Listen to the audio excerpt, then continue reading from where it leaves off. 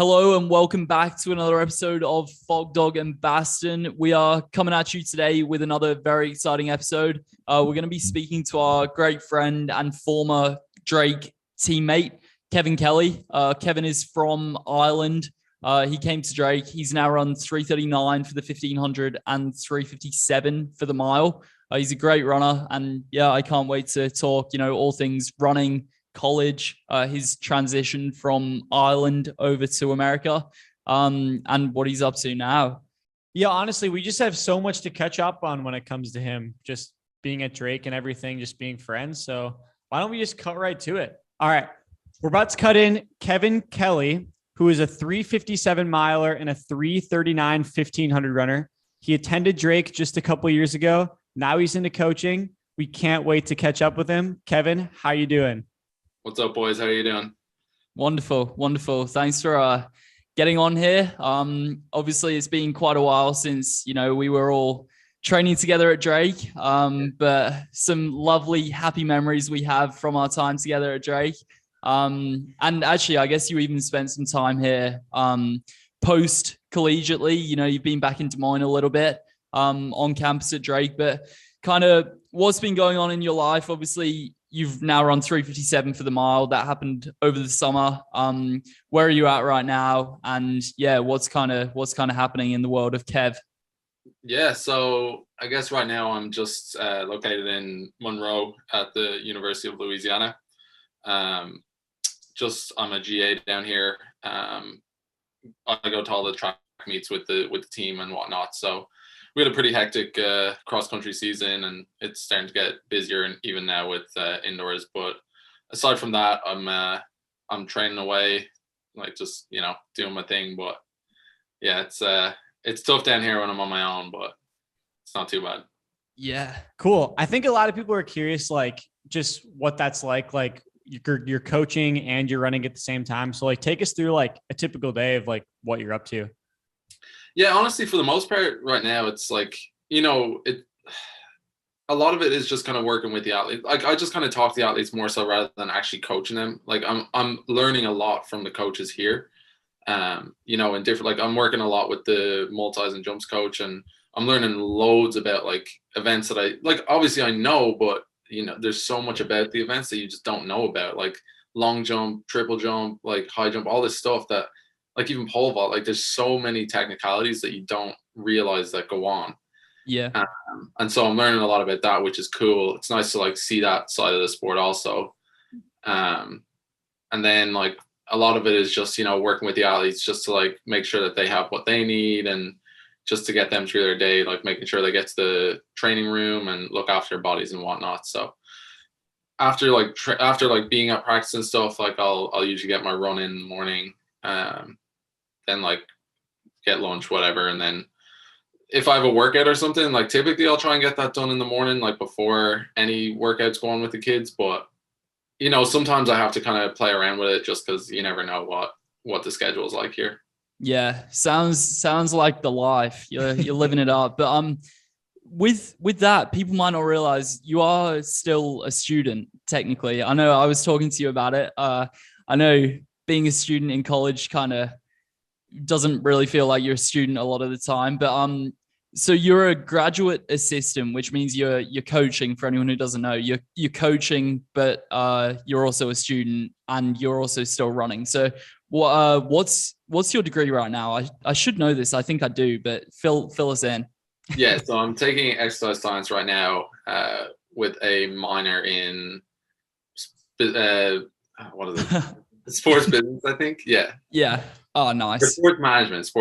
That's what it is. Yeah. You're going to be a qualified man. Is that degree number 3? Yeah. Yeah. This is the third one on the docket. So I think after this one, I'm going to call it quits. Yeah. I think I said that after the first one. So here I am. Yeah. So obviously, I'm pretty sure everyone can tell from this first 10 minutes of the conversation that Kevin is very into running, with his coaching running and his doing running and his GAA, all involving running. So we're going to take you back now, and we're going to ask you some pre-Drake questions. Like, first of all, how did you get into running? What was that like? And what was kind of the experience of like coming overseas like? Yeah, I mean, getting into running was like it's pretty simple for me. You know, my parents were like involved in our local club back home since like 1998. So, you know, I was only 3 at the time when they started getting really involved with the club. So, you know, it was pretty seamless transition like into running. You know, it was always a part of what we did, like on the weekends or during the week. Like we were always just around. So, I mean, I nearly was just kind of like I just grew up with it around me. It wasn't a decision as such as a young lad.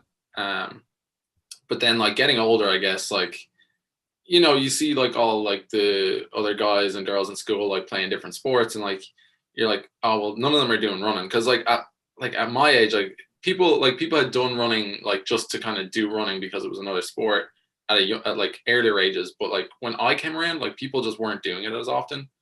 So, you know, a lot of the people who I was in school with were like either playing GAA, soccer, rugby, just other sports. And so, you know, there was like a good period there, like between probably, I would say 14 and 17, maybe, where I was just like, I wasn't so sure about running. I wasn't sure if I really wanted to like pursue it. Like, I wasn't very good as a young kid, like, never like made it to All Ireland's, never like won like Irish medals. So, you know, it was like a very slow coming to running in that regard. Yeah, yeah. And speaking of, I think we might have forgot to actually mention that you are from Ireland, out of Dublin. Obviously, you just mentioned it, and if you didn't pick up on the accent, well, yeah, you probably should have done by now. But so when you first came to Drake, you'd finished at was it Dublin City University? Yeah, DCU. Yeah. And so you'd got degree 1 out of the way, and then Coach Mark Carroll, who's 350 miler, 7:30 for the 3K, became head coach at Drake. That was right around the time you kind of got speaking to him, I guess. So what was kind of the process with you getting recruited to Drake, and how did that all work? Yeah, so it was interesting because I'd already been speaking to who was Cincinnati, wasn't it? Yeah, I remember you telling me that. So long ago, yeah. So Bearcats or something? Bobcat or Bearcat. Oh, yeah. Something like that. And I was recruited pretty heavily to there. I went and visited there the season that I had run, or the season before I'd run 343. So, you know, they still wanted me even as a 353 runner. And then I ran 343. Eventually, like I got selected for World Universities for Ireland, which were in Taiwan, and Cincinnati were like, well, we need you here on X date, and it happened to clash with the World Universities, and I was like, well, I'm not missing World Universities. Yeah. And so then that kind of just fell through the crack a little bit, and my therapist back home, Vinny Mulvey, he was in the States, he was in Iona around the same time that Mark was in Providence. So True. He knew that he had moved to Drake, and I didn't see that he had moved at that time, but he kind of let me know. I think my mom actually found out as well. So like I just sent him an email. I just asked for my therapist for his email and was just like, send him an email out of the blue. And like I said, I think I've talked to him about this before. Like we never spoke about like training plans, like never spoke about like the kind of program that we'd be on or stuff. I was just like, I knew like after one conversation, I was like, yeah, this is where I want to go. Yeah. Nice. And I mean, it worked out pretty well, I would say. Ended up running 4:01 for the mile, former school record. Sorry. But I mean, at the time, I know that was like pretty unbelievable. Like Drake hadn't had a good miler for quite some time, and you kind of came in. It wasn't all like smooth sailing though straight away, was it? As in, we weren't even here, but I think, how was the adjustment essentially?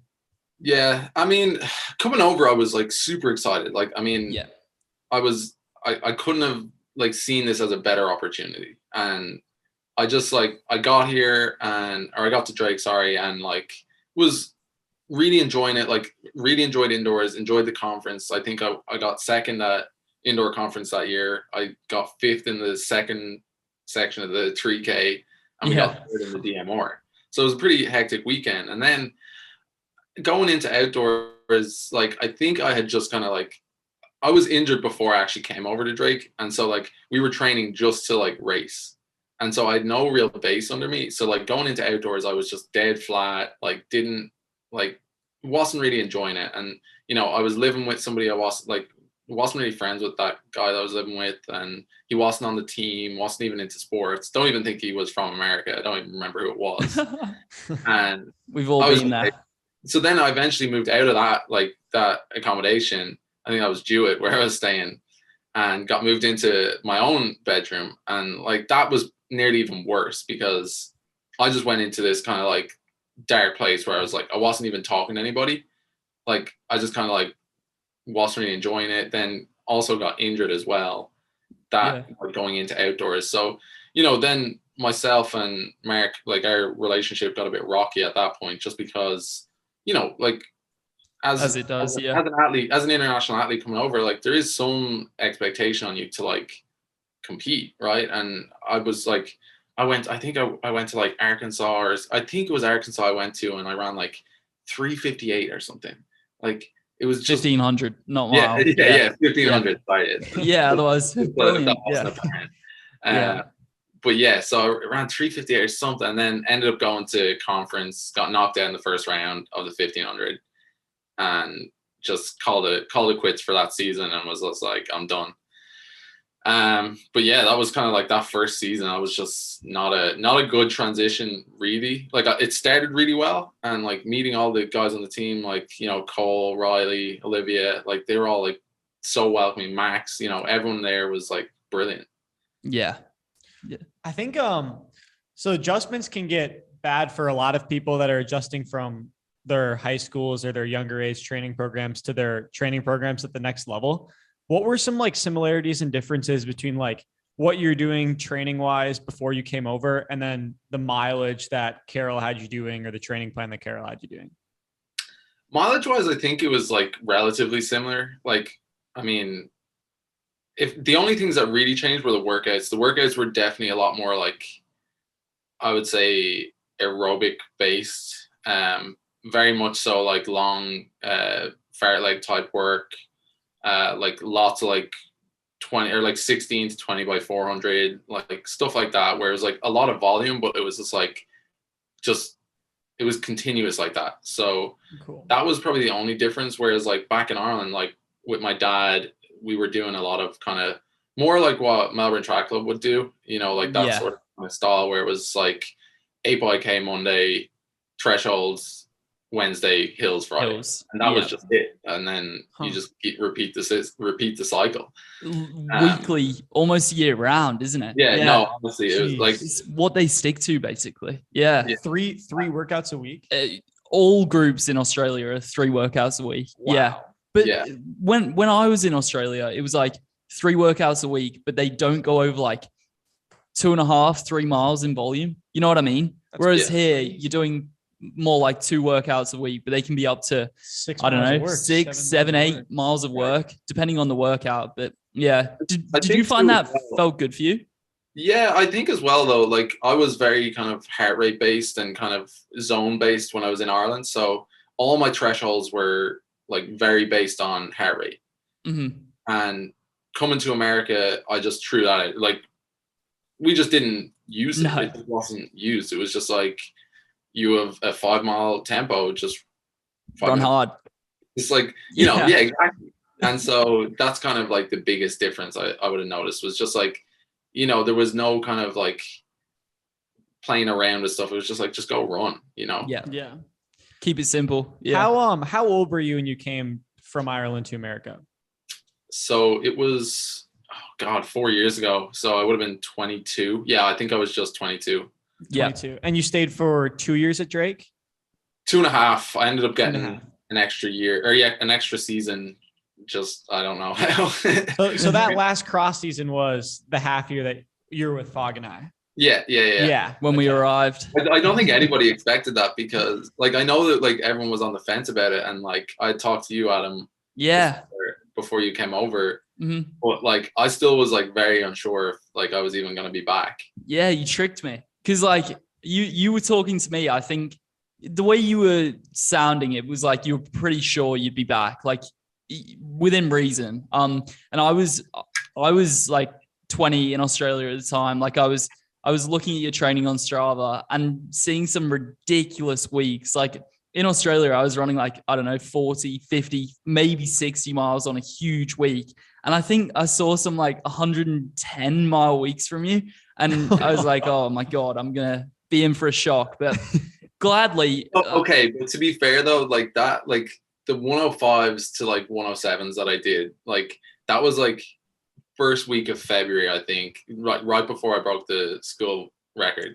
So like even like at that point, me and Mark weren't like he was obviously giving me all the workouts and I was doing all the plan stuff. We just weren't speaking. Crazy to me. Like it's crazy when I look back now and I'm like, how did we just not speak? Yeah. But, you know, it was just like I came over and I was just like, I expected something that I didn't get, and I nearly felt like kind of hard done by because of it. But like then like we've spoken about it since, and it's just like, you know, he still had a team to look after and to kind of like oversee. So it's like there couldn't be a different, like he couldn't treat me differently just because I was older or because I was Irish, you know. So that was something that I look back on now, and I just kind of wish I'd been a little more kind of understanding of. But. Yeah, of course. And I don't know, I guess you look back on that and people who know you now, obviously you're still kind of being coached by him. We'll touch on that in a minute. But yeah, like being both from Ireland, you know, both being pretty heavily involved with running, you'd kind of hope you'd come over and have a great relationship and, you know, get on pretty well. But I guess that's the way it is with a lot of things. And that's kind of the way it was to begin with with you two, I think. I mean, me and you, Kev, I think speaking a bit before I came over and stuff, and then doing a few runs early on when I got here with you and, you know, hanging out with the team and that kind of thing. We were all right, but I think it might've been a bit of a rocky start for the two of you. Do you want to touch on that? Yeah. I mean, listen, I think it's just like, I was the more senior guy on the team at the point, and you know, you have a freshman coming in, and it wasn't even more like, it was just more so when we were like doing workouts and stuff, like, you know, the way you'd share the load and stuff, like, like 16 by a quarter, and it's like it was that like let everybody do a rep, but like every rep Basten was like right, like one step in everyone, and it just like, you know, I'm like, it shouldn't have pissed me off as much as it did, but it's just like, it was what it was. And like, I think that was like one day where it just kind of blew up in the middle of a session. And I remember getting back to the field house, and Carl like pulled me aside and he was just like, if that happens again, you're not racing for the rest of the season. Wow. I think, like I came from a high school where I ran alone every day because I was by far the best runner. And so like coming from there to a school like Drake, where I was having you two every day who were both better than me. And in my head, I was like, well, I have to be better than them because I've never been like worse than a teammate before. So in every workout, I thought I would have to run in the lead of every rep.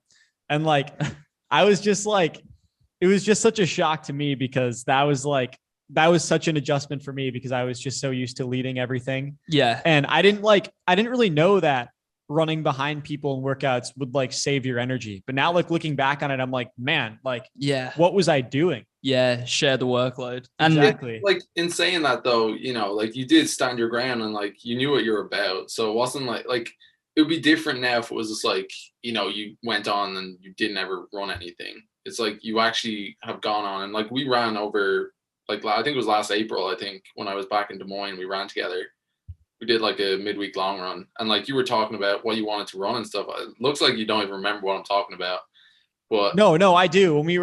When we did that little hill workout together. Yeah. Some hill strides and stuff. And I just remember you talking like how you wanted to like, I mean, I think you had said you only wanted to run like 3:45. I think in your head, you still wanted to run quicker, but we all know what happened with that. Yeah. I just really wanted to make regionals, and I didn't know what the time would be. Yeah. I remember you saying that. You were like, oh, I think I can make regionals. And I remember us talking about it. I was like, yeah, you definitely can. And obviously you went on to have a pretty stellar season. So yeah, I think, well, you've obviously come quite a long way in your relationship with each other, which is good. But that day in particular, that workout, the dreaded workout that we talked about.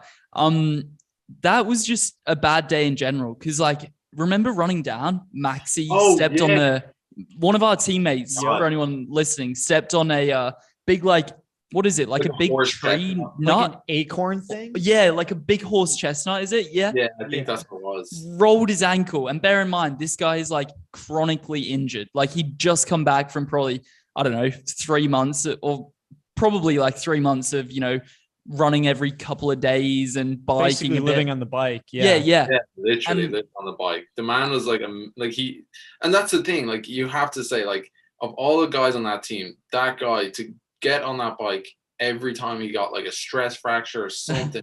He raced relays in front of his parents, gets a stress fracture in the middle of the 5K, and he's like back on the bike next week. It's like you got to give it to the man. Like he was so unlucky, but that day was just a bad day, I think. Yeah, something in the air that day. But he ended up rolling his ankle.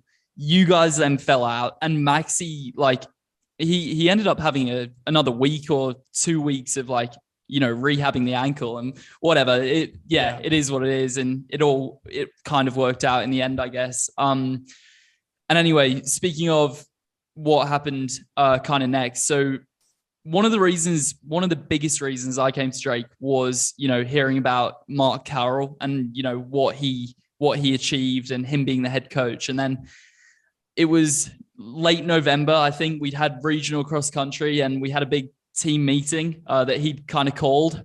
And you just had a funny look on your face the whole time. Like you knew something bad was going to happen. And who knows, maybe you did kind of know.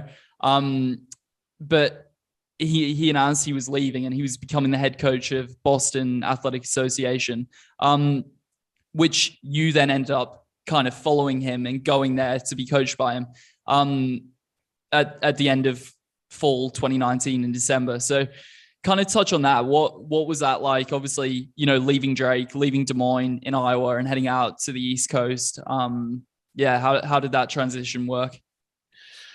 Yeah, God, I mean, that transition was probably even more difficult. Like I actually went straight from Des Moines to Flagstaff. So that's right. Yeah. Coach had set up a training camp in Flagstaff for the team, and he said that there was a spare room if I wanted to go. And I was like, well, yeah, I was like, it's better than going back to Boston where I don't really know anyone yet. So that was kind of what I did for the first month. And, I felt like I was ready. I felt like I was like pretty fit going up there, but I eventually just ran myself into the ground because like what you're saying, Basten, like you're training around these guys that are another step ahead, and you're like you don't want to like be falling behind, so you're doing what you can to try and stay with them, but it's at the expense of like the races that I ran that year. That was right before COVID. I came back, I ran like a 8:16 3K, felt so flat, like. And this is on a track in Boston, like at the BU track, where it's like everyone runs fast. Yeah. Yep. It's like when you run on that track and you still run slow, you're like, okay, something's really wrong here. Yeah. And so then I ended up racing around like a 4:12 mile maybe. And then I ran a 4:06, which kind of like was like, all right, well, at least it's not terrible, but it was like not even close to where I was. Yeah. So then like, COVID hit then right at the end of that season, as you said, like when indoors was supposed to happen for the NCAAs. And I ended up coming back to Des Moines at that point and then got injured again. But like that transition was just, for whatever reason, I like I like experience in new places, but I just seem to like have a tough time actually making that transition like seamless. So, after you made that transition, you obviously struggled with it and the first few races were kind of tough. When did you say, all right, I've figured it out. Now I've gotten to the point where I'm back to where I was. And obviously based on your times now, you've gotten a lot better. So when did that shock leave your system and you start to really find your legs again? Yeah. I guess after lockdown in Des Moines, I mean, I was running like every third day. I had like tendonitis in my toe. So like I wasn't running. I was way out of fit, like no fitness at all. and I was just like living it, like just eating terrible, like doing a lot of stuff I shouldn't have been doing really. And then moved back to Boston kind of around August time, I think it was, like right before August. And, you know, I made some like kind of changes in my personal life, like, you know, broke up with my girlfriend. And I think that was like a big shift in terms of my athletics, you know, that really allowed me to focus in on what I wanted to do. And that was probably the turning point right there, was like that August, September, October, where I just got like crazy consistent. I just like held myself accountable, just like was doing all the things I needed to do. I actually started working at a shoe store in Boston as well. So, you know, I was kind of starting to mix in with like the community in Boston a bit more and starting to like make more contacts. So that's definitely like what I would say was the turning point for me right there. Mm-hmm. Yeah. And from there, obviously, you've now moved to Louisiana. You're at ULM Monroe. Kind of. So obviously, we touched on it at the beginning. You're coaching. You're still running. But over the summer, you weren't based in Louisiana yet, were you? Where had you been over the summer? So yeah, after I raced in, oh God, so I raced in. Where was it? Austin, right? That was the first race of the season. That's right. Yeah. Small 341. 343.2 or something. It was a very slight PB, but it was like my first PB in 3 years, I think. 4, I think. Okay. Yeah. Sorry, that was this last summer. 2017. Just summer just gone. Yeah. Summer just gone. Okay, cool. Yeah. As in like 6 months ago. Yeah. Yeah. And so, well, it was like a year ago now, but yeah. Getting on. So raced that and then moved back. Well, I went back to Boston at that, like 2 days after that meet, and had to move out because like our lease was up, and moved back to Des Moines. So I was in Des Moines from like the end of February. It was like all the way from March through the middle of April. Yeah. I flew to North Carolina to race Raleigh relays, then came back to Des Moines. Then coach called me again and was just like, oh, we're actually going on a training camp to Park City in Utah this time. And I was just like, sign me up. I was like, well, I've nowhere else to live. So I was like, I might as well be in the mountains training as well as in Des Moines. So stayed in Park City for 5 weeks, came back to Kansas, raced there, raced terribly again, went back to Des Moines for another couple of weeks, and then eventually settled back into Boston for the rest of the summer. So I was kind of all over the place throughout the summer, really. It was like very kind of up and down. Yeah. So how long since Boston was it until you broke through and ran your 339? Yeah, so got back to Boston then after that, and we raced a couple of times, I think. So I went to New York and ran a 341, and like that was a real messy race actually. And then actually 2 days later went to race the Adidas Boost Games mile and ran terrible. My legs were dead, like ran 420. Like I remember watching that actually. Honestly, I think for anyone who, well, probably most people haven't seen that race, but you ran a 420, but probably in like the hardest way possible. You know what I mean? As in you gave it a real crack. And I think because you had the lead at halfway? Yeah, pretty much right up to halfway. And then once we turned the cone, I was But I tried my hardest to keep with it, but it was just, my legs were just flat from the 2 days before. Like it had literally only been like 48 hours since I'd raced. So on paper, it's like not a great result, but you grab the bull by the horns, you take it on, you have a real crack at, making it a quick race. And I mean, that's the way it goes sometimes, but like, it's an opportunity, like when it's put in front of you, like it's hard to say no to stuff like that, because the potential upside, like obviously, like, you run bad and it's like, it is what it is. But if you run well, like the potential upside is quite good. So that's always been the way I take them sort of opportunities. It's like, I'm way out of my depth here. And even at that point, like training wise, I was like, I'm not out of my depth. Like I knew my training was really good. It was just that it just hadn't clicked at that point. Yeah.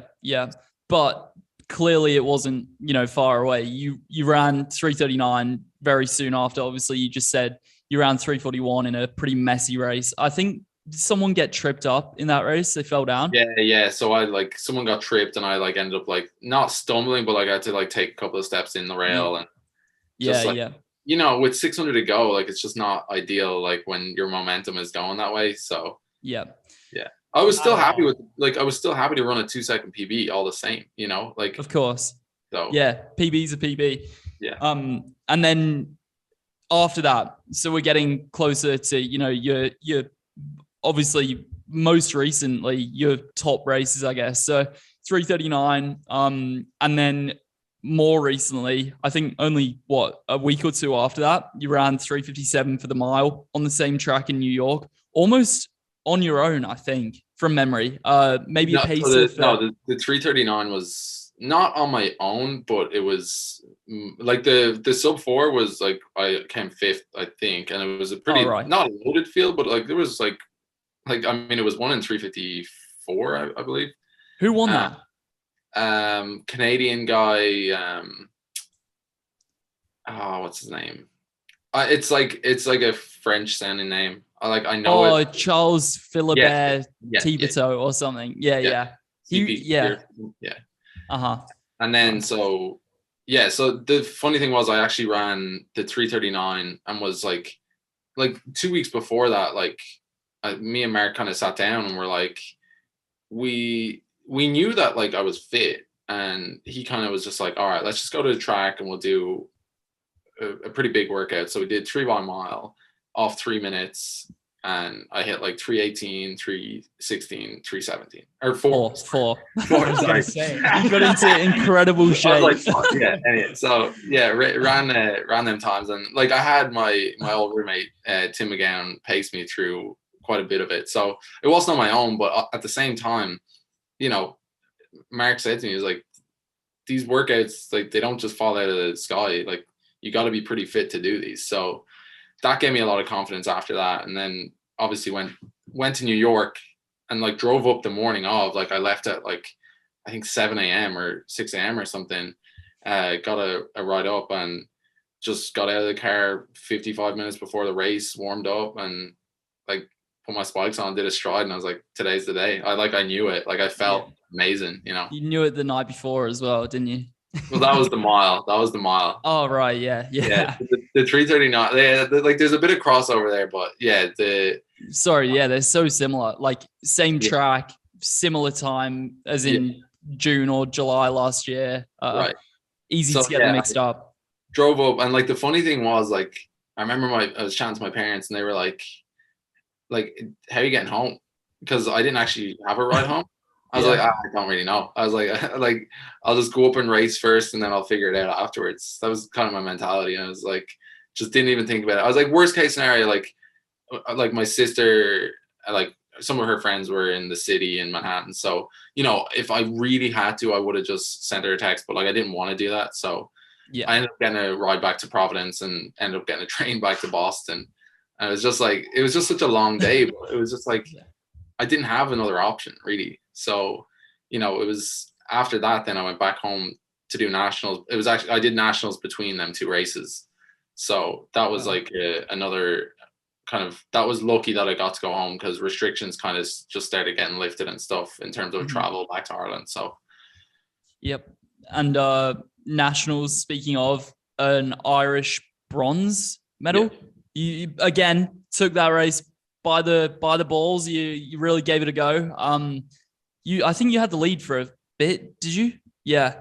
Yeah, it was a weird one, because obviously Andrew Coscoran, he had the he would run 3:35 at this point, so he was the man to beat. Cal Doyle had come back after running a very good NCAA season also. Doyle, Portland man, yep. Who else was there? John Travers was in there. He's another really quick. I think he had run 3:37 that last season. So it was a pretty stacked field. And on the day, I remember ringing Mark, and I was just I want to take it. From the gun, I wanted to take. I felt amazing, and he was like, oh, what's the weather like? And I was like, oh, it's a little bit windy. And he's like, don't even think about it. And, you know, in my head, I was still like, I still felt like I could run the legs off them. And that was and like, I say it to my dad all the time. I was just like, I genuinely think I can run the legs off them. And, you know, eventually just kind of stuck with the plan. And it was a sit and kick race, really. I think we only ended up running 3:49, and we closed relatively hard. But I took the lead with 2:20 to go and thought I could maintain, but I probably went a bit too hard too soon. But you know, that's kind of the way coach always put it to me. It was just like, when you go, just go. There's no, like, don't give it 98%. You want to go all out. So that's what I did. And unfortunately, like, I went for the win and ended up getting third. So who were the two guys that beat you that day? So Coscoran won it, and then Carl Doyle got second. He actually came through like a train. He if he was any closer to the front, he would have. Yeah, the same thing as regionals. Fog and I have had our experience with Carl Doyle. Yeah, we have. Man, his kick is crazy. It really like, is. Yeah, when I seen it at regionals that day, like, I think was it in Texas? Texas. Yeah. It was in our final. Heats, we were both in there. Sorry, It was in the regional final. So for anyone listening who doesn't understand that, it's NCAA outdoors. You go top 48 times, go on to regionals, and then from there, you know, you run 4 heats, and then there's 2 like kind of finals that come from those 4 heats. Yep.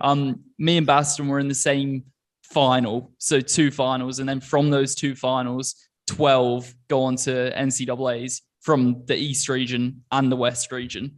And it was in our final. He was way back. Like, he was further back. I was in 8th place. I was in 8th place at 200 to go, and he was behind me. But there was a gap as well. Yeah, it wasn't like gap. Yeah, it was a big gap. And I moved up and kicked into the lead, and I thought I had won the race, which is kind of crazy because I looked to the left, and because I was just like, I just have to beat Talon Franco, who was in first place. I didn't even look to my right. He kicked on the outside of me. He was in like lane 3 or 4. Yeah. Unbelievable. Yeah, that was a crazy race, to be fair. Because I was like, I seen you coming. I was like, all right, Basten's safe. And I was like, Fog, make it. I in my prelim and then that regional final, I scraped through both. Yeah, we were texting and stuff, and you were like, I feel terrible. Yeah. I knew something wasn't right. As in, nothing was technically wrong with me, but I was so flat. Like, it was what, 2 weeks after running the triple at conference. Not that I hate using that as an excuse, but I did not feel normal. I think I said it to you though, dude. Like, you know, 10K, 5K, 15, like, is just 2 1500s as well. Yeah. You know, it's just like, it's a lot of volume in your legs. And even if the 10K was like what seemed like probably threshold pace at the time, you know, it's still like, after doing all the other stuff, like, or I know it was the first event, but like, when you add all that stuff up, of course it's going to leave some sort of junk in your legs. So of course. Yeah, I think even in workouts, just after conference, you really didn't look the same, honestly. Yeah, I was a different man, but it was kind of crazy. So I had that MVP from conference. Yeah.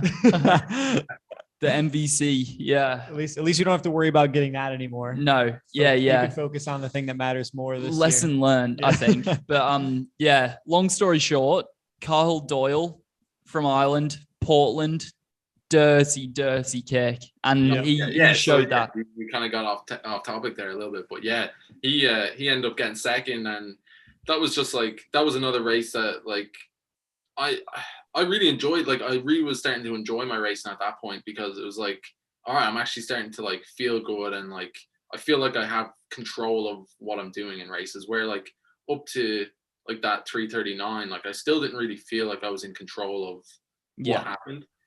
And like, you boys probably know well, it's like, you know, sometimes you just get dragged along, but like, some days there's days where it's like, if there's a move, like, you're ready for whatever comes. Mm-hmm. And so that's kind of where I got to, like, with the 3:39 nationals, the sub 4, like, I just felt like in control. Yep.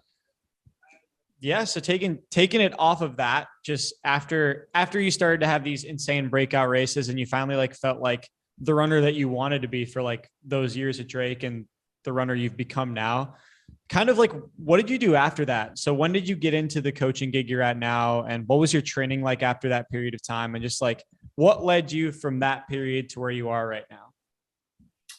Necessity, probably more than anything. I was on a visitor visa throughout the summer, so I wasn't able to work through that time. So I wasn't able to work. So then that visa was running out. So that visa was going to run out, I think it was going to be September.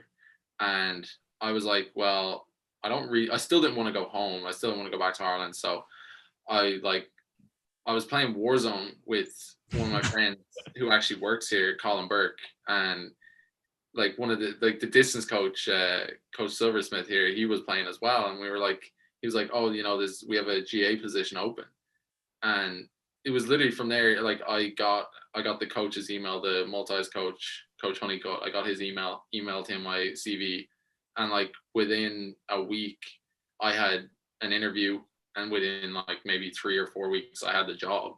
And so then it was just like a case of getting my visa papers redone by the school so that I could go home and then come back. So like it was more so at the time, like, yeah, I've always wanted to get into coaching, but it probably happened a little earlier than I would have liked. I would have kind of liked to kind of continue in Boston with the team and with coach. But, sometimes you just got to take what's given, and that this is where I'm at, Yeah. But obviously, yeah, you are at ULM as the GA, you're still running and still probably, I mean, you definitely do still have big plans with running. You also now, literally in the last 3 days or so, have kind of got your own kind of coaching gig up and running. So Kevin Kelly Coaching, for anyone listening, it's on Instagram at the moment, but taking on clients for, I assume, kind of any distance, any kind of goal. Do you want to kind of touch on that, talk a little bit about what the aim is with that, and kind of what your, I guess, main kind of target group would be? Yeah, I mean, I don't really have a main target group with it. I aim to, assist anybody and everybody. And it doesn't even have to be with running, like obviously running is like a lot of what I know. But, I've worked a lot with like the violence prevention coordinator at Drake, Lynn Cornelius. Like I worked with her a lot in terms of like mental health stuff. And so like I wanted to create a platform just to like assist people in like a healthier lifestyle, a healthier life, sport balance. Because coming out of college, you just see, and like I kind of was suspect of it as well, just kind of thinking that running is all there is, and that's just not the way it is. Sometimes we're just we only see 5 meters in front of us. And so, I'm just trying to set up some sort of platform here for clients that want to like hit their goals, but do it in a healthier way, and do it in a way which, is sustainable, because a lot of athletes go into and they're like, oh, I want to run a marathon. I want to run a half marathon. It's just like, you gotta be able to like do it in the way that your body allows as well. Because if you get into running and if you just like go balls to the wall with it, that's just not going to be sustainable. Yeah. Because these people are more than likely are going to be working full-time jobs. You have to account for that as well. So a lot of it is working with clients to like kind of smooth out that like that relationship between work and then how much they can run. Because if you have a 60-hour week and you're working 20 hours longer than you're supposed to, your body's going to be a little more fatigued. You're going to be tired. That's when a good time for a coach to be like, hey, maybe we should just back off a little bit. You might not feel terrible, but neurologically your body is probably a little fried just from the overexertion at work. So stuff like that, and like even like confidence stuff and like that's a big thing in, I think, the NCAA system, is like working with athletes to like kind of build confidence. Like, because I think, again, I don't know how you've seen it, Basten, but I think a lot of freshmen come in thinking they got to make an impact immediately, and it is great to do that, but it's a 4-year gig. Like, you have 4 or years, 5 or 6 or 7 or 7 or maybe 9 if you're at BYU. I don't know. Yeah. Yeah. But so that's kind of just what I'm trying to like work with the kids here on a lot too, is that like you're going to be here for 4 to 5 years. And it's like, if you're jumping or running PBs right now, it's like, just keep believing in what you're doing and just keep doing it, because, in 4 years, like, the coaches have plans for you. Like, it's not a 6-month plan. Like, the plan is they want to get you to year 5 and get you to nationals and all that stuff. So yeah, I mean, it's just, there's a lot to it, there's a lot that I really want to achieve with it. So it's just a lot of kind of confidence building, around the running plans and stuff. That's so cool. And right at the end there, you mentioned there's a lot that you want to achieve with it. I'm sure a lot of people want to hear the specifics, like whether it's your running, your coaching, your new platform. Like, what are your goals in the next 10 years? Like, where do you see yourself going with all of this? And like, yeah, including your own running. Exactly. Yeah.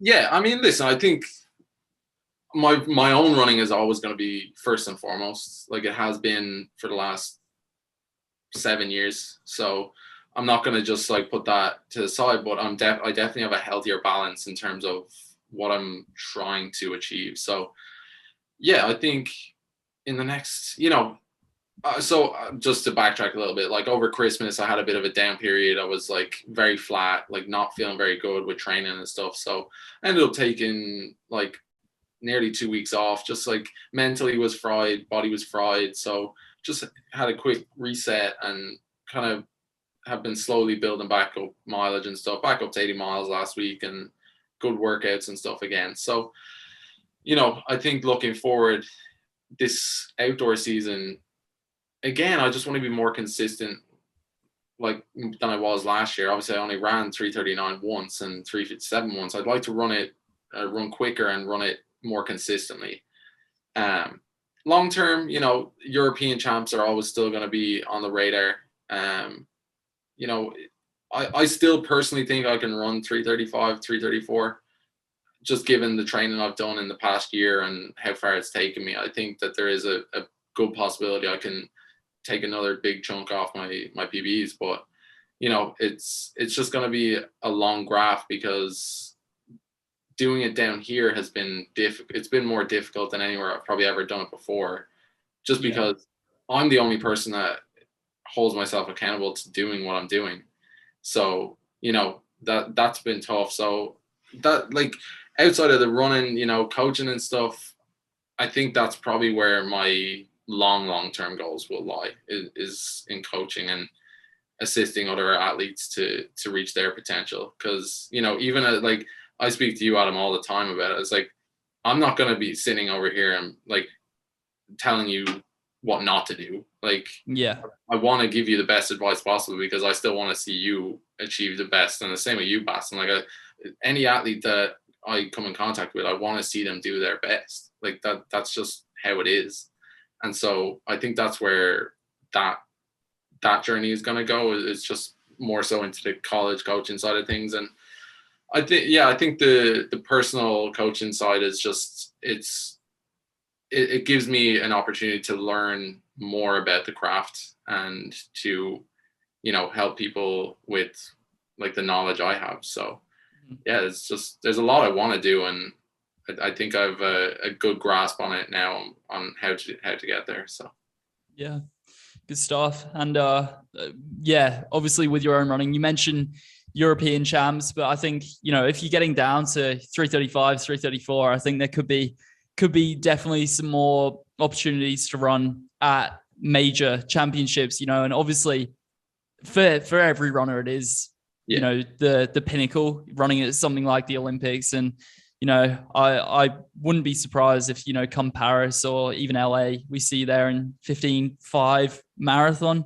Yeah. Who knows? I think that's like, the thing is, like, I never, like, I've only run 3:39. So I'm not going to sit here and be like, oh, like Paris is like what I'm going to do. It's just like, I'm going to keep grinding. I'm going to keep working. I'm going to do what I can. And, you know, I have a coach who believes in me. I have parents who believe in me. I have friends who believe in me, you know, and until that day where somebody says, you know, like, this is probably where it is, you know, that's like, I'm still happy to keep pushing and to keep making progress, because if I can make the same type of progress in the next 2 years, like, who knows? Like, who knows? And that's like, Exactly. I'm not going to tell myself that it's impossible, because, you know, I would say 5, 6, 7 years ago, breaking 4 minutes was nearly impossible for me. Like, I would have said nearly impossible. I wasn't a very good middle distance runner. So, you know, if I can do it from there, why can't I go on and do the same thing now? That's a great point. And for those of you who've never seen Kevin Kelly run, man, I like to pride myself in having a lot of foot speed, but when we were doing those workouts in April, man, you have crazy speed. Like, this guy can sprint really fast. Like, I think the mid distance events is going to be where you're going to shine. And man, like you said, honestly, I wouldn't be surprised at all if he ran 3:34 in a month from now. You just never know. But as you say, yeah, you wouldn't recommend doing it a month from now, you know? Yeah. Keep grinding and get the timing right. And yeah, the world is your oyster. But yeah. Well, look, listen, I think to any athlete out there that's listening, it's like, you know, you just have to look at examples like Nick Willis, right? It's like, the man's gone 20 years in a row breaking 4 minutes, and he's getting up there now. And it's like, nobody can tell you that like age is a factor, because he's been winning major medals the whole way through his career. Yeah. You know, his mindset was just different, you know, and coach is the same with me. He's like he just doesn't set limits, which is like the best thing about it. I think like, I'm sure most coaches do. I've just been like fortunate enough to only really work with like 2 or 3 coaches in my time, like my dad and then coach. Like, that's it. So wow. I don't really know what anybody else does or what they subscribe to. So yeah, it's very plain and simple with Mark, and that's what I like about it, is that like, there is no BS around it. It's just like, you know, go run, and like, if you're not enjoying it, pull back a little bit. If you are, let's kick on. Yeah. Simple stuff. I mean, at the end of the day, it is a pretty simple sport. There's not a whole lot to it. I think a lot of people go wrong with it because they do overthink it. And I mean, even myself, I can probably speak from experience, you know, it's very easy to fall into the trap of overthinking everything you're doing in terms of food, sleep, lifestyle, training, just the whole thing. And obviously all these factors do affect how you run, but you've just got to, you know, live your life. Running is a big part of all of our lives, but yeah. Well, like, that's it. And like, you know, you overthink these things, but like, just like rewind back to the sub 4, right? So the night before, it was like, you know, again, drove to New York with one of the guys on the team, Thomas Todd, and I got a subway like downtown, and my sister wasn't home. She was out with her work friends, like at some event. And she was like, oh, Stephen, at the time was her fiance, now husband, he was at a pub. And I was like, I'll just go and hang out with him until like you get back to the apartment. And, you know, he was having a few drinks, and I was just like, go on. Like, I'll have 1 or 2, and then end up having like 4 Guinness, you know? But like, I was so confident with the workouts I'd done the 2 weeks prior to that like, I just allowed myself to enjoy that moment. And like, you know, it was honestly nearly even better, because had I gone back to the apartment, you know, I probably would have just been thinking about it. Yeah. I would have been thinking about the race and been like, oh, what if this happens, or what if that happens? But, you know, had a few drinks, relaxed me, had a great night's sleep, and woke up the next morning and then went for my jog and felt great. So, yeah, you know, you can overthink these things all you want, but, you know, a lot of confidence just comes from the work we do beforehand. And that's like another thing that coach has always said is like, you know, on the day of a race, there's no more you can do. Like, all this worrying, like, there's nothing you can do about it. So yeah, that's one thing as well that like athletes should definitely start to understand a little earlier, is that, you know, the work is the weeks and months before the race, not 2 or 3 days before it. Yeah. Yep. Yeah, it's almost more important getting your body mentally ready for the race more than it is physically at that point, because you've already gotten your body ready physically with the months and months of training. So Yeah. I think honestly, we've pretty much covered everything we planned to cover.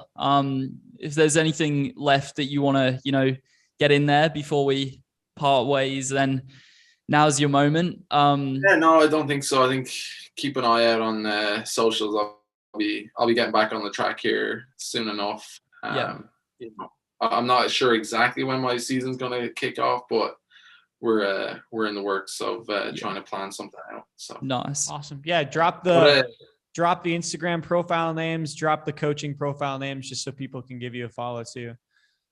Yeah, personal is kev.kelly, and then the coaching is Kevin Kelly Coaching. So. And we'll leave a link in the description to both of them.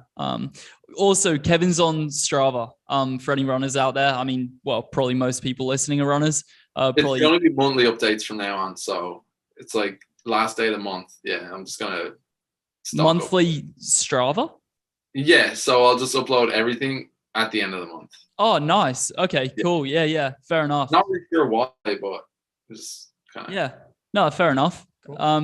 Yeah. So what's the deal? What's the next for you guys? Is it conference next? Well, no, I'm going to the Tyson Invitational. Try and get a national qualifier for the mile. Yeah. What's that? That's in 2 weeks. So yeah, not this weekend, but the next weekend. Yeah. Yep. So my friend actually Colin is going to be jumping at that too. So. Oh, cool! In the mile. Jumping. No, he's a long jumping. If he's going to that, I might see if I can jump in with him. That'll be sweet if I could come watch you race. Oh, yeah, that'd be awesome. Yeah, maybe get in the mile yourself. Actually, we'll see. That'd be sweet. Could be a little soon, but I could try it. Yeah, give it a go. Why not? But yeah, Basten will try to get that national mile qualifier. Yeah, that should be a pretty good race right there. Yeah. Oh yeah, it's a good track for it. What's number 16 right now? Yeah, 57.4, I think. I think it's Charlie O'Donovan, Irish man. Oh, is it really? I think so. It's not crazy. It's ridiculous. Yeah, man. I mean, you have to basically run what Fog ran to guarantee you a spot at this point. So I'm gonna have to break 57 in order to be confident. Yeah. I think when I ran 401, I think 359 was like number 16, and I think obviously Fog, your year was a little different just because like cross and indoor kind of overlapped quite a bit. So your 359 got you in, but I got lucky though. As in, I was number 25 with my 359.03. Number 25, and I got into that top 16 because of people scratching. And I always knew I should have been there. And then I proved that at nationals. I showed it by coming fourth, going in ranked number 15 of 16. But originally, I was 25th. I got lucky. But as you say, there was national cross happening. Right. People chose to run cross instead. Yeah, Corona has really thrown a spanner in the works with everything. Eligibility, What's that do for you now? Do you get in? Would you get another year if you wanted it, or? Yeah, we have actually discussed this a little bit in a podcast a couple of weeks ago, I think. But I think I have cross country and then indoor. So if I wanted to come back, I could come back and do cross country and then indoor. I don't think I have outdoor, but I graduate in May and I'd have to be studying. So yeah. Hopefully I won't do that. I'll see. It really depends on indoor and outdoor this year, I think. Right. Yeah. Well, hopefully both of you guys, well, obviously Foggy, you've pretty much stamped your ticket in, but hopefully you can run something that will put you in. Hopefully not quicker than 3:57, but yeah. It might have to be. It legit might actually have to be. So it's probably gonna have to be. Yeah, I guess people always end up scratching. Nico Young isn't going to run the mile. Well, I haven't spoken to him, but I assume he's not planning on running the mile. But people like that. He did run 3:54. What? Yeah. Yeah. Mad. I mean, in the end, it's just crazy to me. 5-6 years ago, Drake didn't have a miler, like did not have a miler. Yeah. And, Nuts. you know, it's crazy to think what Carol and then now what Jay has done with that program, you know, and like it started with the team that was there, like that cross country team that we had, you know, like it really, the atmosphere just changed around Drake a little bit. So, Yeah. you know, kudos to you guys for keeping that going and pushing the boat out with Drake. Kudos to you as well. For kind of taking those first steps. I think, what was the school record before you came? 405? Oh, yeah, it's 404, I think. Yeah. Wow. I mean, it is still a very solid mile time in general. It was solid. Like at the time, like I remember, like I was like the day of the race, I remember who was it? Riley Miller texted me, and he just sent me this like hype video. And I was just I like, because we had in the house, like we were all living together, and like in the house we kind of built that whole week. It was sub 4 weeks. I wasn't even thinking about the record, you know. And after the race, ran 401, and you know the two boys ahead of me had run sub 4 in the race. George Cush and who was the British kid, Kieran Taylor? No, from Missouri. I know I can't think of his second name, but you know, I came off the track, and you know, I was obviously delighted to break the school record, but like in my head, I was like, didn't break 4 minutes. Kieran Wood. Yes, Kieran Wood. That's him. Yeah. So, yeah. You know, like that was just like kind of the changing, I think, of like, you know, Drake can actually be a spot where milers can go and definitely be good. Yeah, so. For sure. No, 100%. I agree. Hopefully for years to come, Drake will be a miling university. So hope so. Started off by Kev Kelly. And yeah, I mean, I really think we've kind of covered everything. Thank you very much for taking the time to come on here. It's been really good to, you know, chat running, chat Drake, and chat your life now post college. So yeah, thank you. We really appreciate it. I really appreciate you having me on. I was like, you know, I obviously love talking to you, so it was good to do it in this type of setting, you know. Yeah, absolutely. Awesome. Yeah. Stay tuned for the next episode. Make sure you're following Kev on socials, kev.kelly and Kevin Kelly Coaching, and then also Strava as well. There'll be links down below. Thanks everyone for watching, listening if you're on Spotify. We'll see you in the next one. For sure. All right, best of luck with your season. Thanks, Kevlar. You too. Yeah.